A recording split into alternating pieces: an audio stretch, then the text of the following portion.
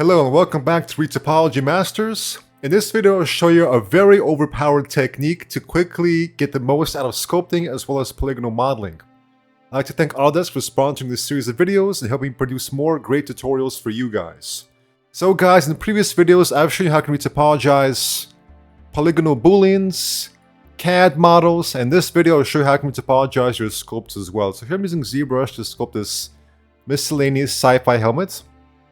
And so the problem with this, when you're using Zbrush, you got this thing on Dynamesh, and so you have this very dense mesh right here with lots of triangles, and it's just no good for, film assets, things like that.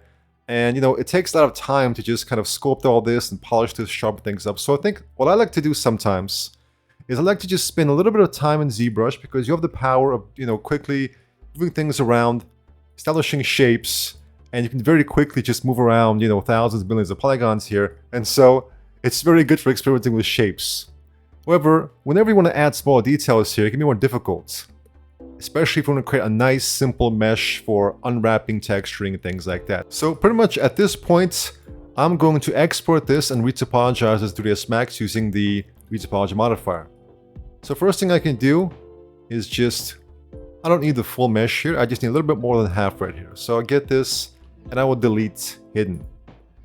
Before retopologizing and exporting, I also want to just decrease the complexity of this because there's a lot of small triangles here that we don't really need. So we're going to go ahead and use Z plugin and Decimation Master, preprocess current. Alright, and then we're going to decimate current. So by default, this is set to 20%. We can even reduce it to 10% or lower. Obviously, you don't want to go too low. If you do it 1%, it may make things a little bit too blurry here, so I think we need at least 10%. You're now ready to export this as an OBJ. Alright, now that I've got here into 3ds Max, I'm just going to apply a slice modifier. And I'm just going to go into slice plane, press A to activate angle snap, 22.5, we can rotate it by 9 degrees. Now remove top or remove bottom, depending on how you rotate it, just to get it nice and in the middle right here. So splitting things in half will just make them a little bit simpler and faster to retopologize. So retopology, alright, so 5,000 may be too much. Let's go with maybe 1,000 and see what that gives us. Also, for this situation, I'm going to turn off the auto edge right here.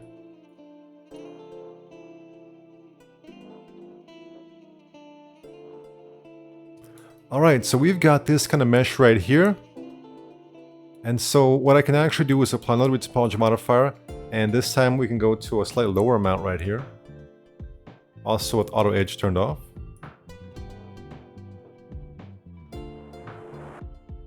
So this may be a little bit too simple, but I just want to show you how if you wanted to fix some of this topology right here, which is not ideal, you can get even better results like this.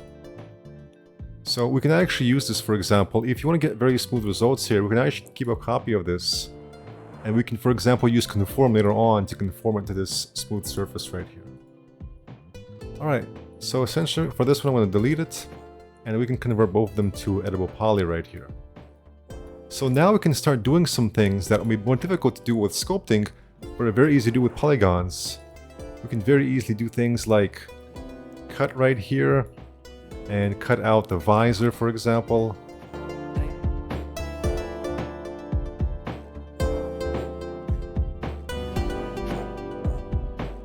Alright, now I can apply symmetry. A little bit of turbo smooth open subdiv, and essentially we can get started making a more finalized and simplified asset as well. So you notice instead of having all those millions of triangles, we have a very clean mesh, and it's very easy to add certain details. For example, we can even work with the topology. We can even work with this and just do things like extrude, for example, and get very effective results.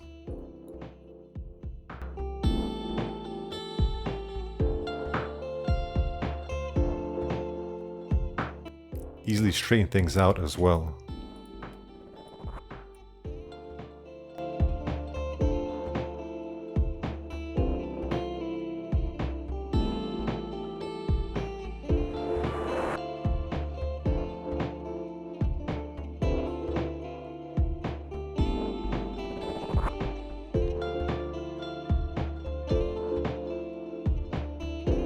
So you can see we're able to very quickly and easily get these types of details here.